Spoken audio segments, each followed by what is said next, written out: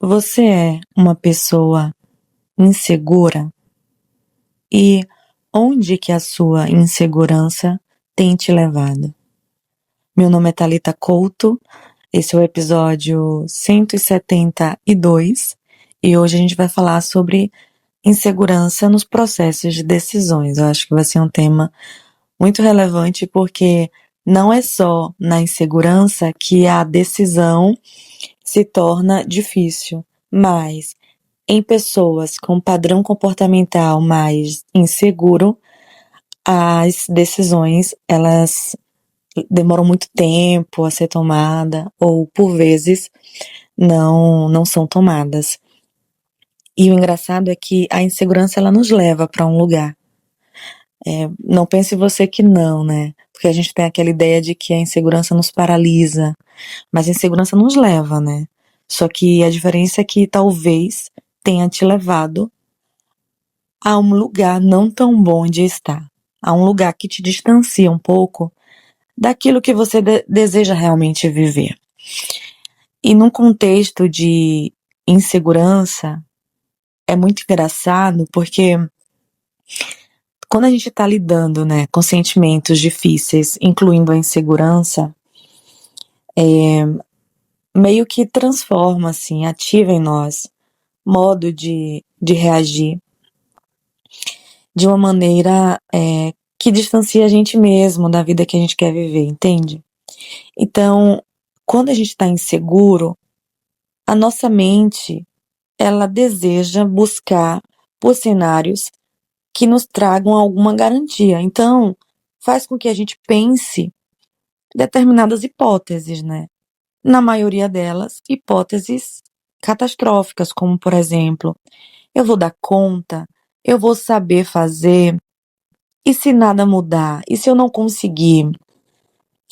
E, além disso, cria em nós pensamentos, ou seja, cenários, que são muito difíceis da gente se ver imaginando lidar com aquele cenário. Então, tentar prever essas garantias quando o nosso emocional diz cenários incertos, isso prolonga a nossa indecisão. Faz sentido? E se prolonga a nossa indecisão, isso nos leva para um lugar de frustração, de ansiedade, de infinitos questionamentos, de incapacidade de relaxar. Então a indecisão, ela nos deixa num lugar mais ou menos conhecido, por um lado, porque não coloca a gente em contato com as novidades, com o enfrentamento, com as nuances que envolvem a consequência daquela decisão. Então, por um lado, isso diminui a ansiedade, porque diminui a frequência dos pensamentos, diminui o seu ritmo físico de não conseguir relaxar. Então, te deixa mais ou menos ali num lugar que é previsível para você, mas também te deixa num lugar, te leva para um lugar distante, diferente, que destoa daquele cenário de vida que você busca viver como pessoa. E essa reflexão de hoje, eu me inspirei em uma paciente muito linda, por dentro e por fora, que eu quero dizer, porque ela tinha uma ansiedade considerável, né? Ela pensava demais, ficava aflita demais. E a ansiedade dela era por não ter certeza de que o que ela faria daria tudo certo. E tinha também uma insegurança, uma dúvida, se era capaz de fazer aquilo se tomasse a decisão. Então, essa é uma ilustração, né, que pode acontecer com você também. Você não precisa somente ser uma pessoa insegura ou ansiosa. Você pode estar no seu momento de vida em que as suas decisões hoje farão um movimento bonito, diferente na sua vida. Mas por não ter garantias dos cenários consequentes da sua decisão, por não ter certeza que a sua sensação de incerteza vai trazer um cenário negativo, por não ter certeza de que a sua decisão vai te levar a uma sensação e autopercepção ao seu respeito de que você não é boa, de que você não é capaz. Então, quando a gente não tem essa confiança, ou seja, que é confiança, né, nesse sentido, quando a gente não tem um autoconhecimento acerca do nosso funcionamento, a gente então decide por não enfrentar, por não decidir agir mesmo assim, mesmo diante da falta de confiança. Então, quando a gente não tem confiança, mas esse não é o problema, não ter confiança, né? Porque a gente se apega muito. Aumente sua autoconfiança, então você será capaz de assumir atitudes que outrora você não se sentia capaz. Só que o que a gente faz, então, para ter essa autoconfiança? Porque não pense você que a autoconfiança vai ser adquirida por livros que você lê, por vídeos que você ouve, por coisas assim causais. Você faz, você lê, então você tem confiança. Livros e vídeos ajudam a nossa percepção, a nossa clareza sobre as coisas. Mas a nossa confiança, ela depende muito do nosso repertório experiencial, ou seja, de termos experiências na vida lidando, ou seja, enfrentando, sentindo, percebendo, continuar enfrentando. E aí sim a nossa autoconfiança aumenta. Então, quando a gente não tem confiança, mas mesmo assim a gente enfrenta essa decisão, essa insegurança, essa incerteza, a sua fé em você mesmo aumenta. E isso muda tudo. A gente deveria nos dar a chance de ter mais fé na gente, né? E só que isso só acontece quando a gente, a partir desse autoconhecimento de que, por exemplo, eu não tenho tanta experiência em tomar decisões, me sentindo insegura, eu costumo ficar mais no mesmo lugar, ou eu mudo o rumo daquela decisão, eu declino, eu me afasto, eu repito comportamentos, ou seja, eu não decido coisas diferentes, eu não enfrento os desafios da insegurança.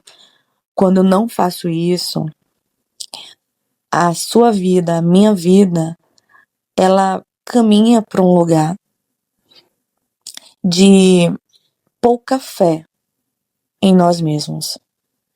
Ou seja, a gente não acredita tanto na gente, a gente não sente que, poxa, daquela vez eu senti isso, não foi tão agradável, mas eu consegui e hoje eu me vejo uma pessoa mais capaz de lidar com aquilo, ou até mesmo de enfrentar aquilo que eu enfrentei no passado, que não foi tão confortável, mas eu sei que hoje eu sou capaz de lidar com aquilo e aquilo não vai dizer que eu sou outra pessoa, aquilo não vai me levar a um processo de ansiedade ou depressão, aquilo não vai me diferenciar de mim mesma. Pelo contrário, enfrentar as minhas inseguranças me levou então para uma sensação interna, para uma convivência comigo mesma, de perceber e sentir que as coisas podem ser difíceis, mas eu sou capaz também de enfrentar, de lidar, de vivenciar aquilo. Então, né, voltando para minha paciente, na sessão seguinte, passaram-se alguns dias, e ela me disse que ela se sentia bem. E não só isso, ela estava satisfeita, ela estava inspirada, inclusive, em tomar novas decisões na vida dela. E enquanto ela falava, eu não só prestei atenção nos sentimentos de satisfação, né? Mas eu fui prestando atenção e tentando fazer com que ela também enxergasse que o que fez ela ter sentimentos de satisfação, de bem-estar, de inspiração, de autoconfiança, foi ela ter enfrentado naquela vez o primeiro dia de decidir aceitar aquilo. No contexto era um novo emprego, né? Uma nova atuação na área dela, que era um desafio muito grande, né? Transicionar, assim, em termos de profissão, de carreira, não é tão simples, na verdade. E ela, enfim, ela decidiu, gastou energia naquilo, de pensar sobre, mesmo já tendo tomado a decisão, de se arrumar, de enfrentar o primeiro dia, de ver um ambiente diferente, de lidar com pessoas diferentes, de lidar com desafios do processo de trabalho que eram novos e que ela foi, então, percebendo que ela deu conta. Então, todas essas atitudes, né, todas essas decisões, mini decisões que ela foi tomando, construiu nela sentimentos que faz mais sentido para ela vivenciar, que são mais agradáveis pra gente, né? Mas isso só aconteceu porque ela não ouviu a insegurança dela, né? Ela foi na dúvida, mas foi. E isso acontece também na nossa vida, né? A gente vai ter insegurança até a gente ter, pelas experiências que a gente decide enfrentar, fortalecido o nosso repertório diante da vida. E isso para tudo. São decisões diárias que a gente precisa tomar em relação a várias atitudes na vida. Relacionamentos, trabalho, relacionamento interpessoal, mudanças, vários aspectos em que a insegurança chega, a ansiedade se apresenta, mas a gente vai ter insegurança até a gente ter fortalecido o nosso repertório diante da vida. E o bonito é que a gente tem possibilidades de mudar o quanto que a gente tem fé na gente. Porque a vida tá aí, acontecendo, trazendo coisas, mudando circunstâncias, te apresentando novidades, te apresentando as mesmas coisas. Então a vida em termos de ser dinâmica, muito variável, muito mutável, muito imprevisível, nos dá também chances de tomar direções diferentes daquilo que a gente vem tomando. Então, a reflexão de hoje foi sobre isso. Espero muito que tenha feito sentido para você. Gostaria muito que você me deixasse um feedback. Fique à vontade para ir no meu Instagram, no @psitalita_couto, Talita com H, psitalita_couto, e deixar para mim uma mensagem dizendo como esse episódio chegou para você. Porque assim eu consigo perceber se tá fazendo sentido para eu continuar trazendo temas como esse. Então, vai me ajudar bastante. E se você puder dar os 5 estrelinhas para esse podcast, vai ajudar também que esses episódios alcancem outras pessoas, tá bom? Então me fala, deixa eu saber como essa reflexão tocou você. A gente se vê em breve. Um beijão e até lá. Tchau, tchau.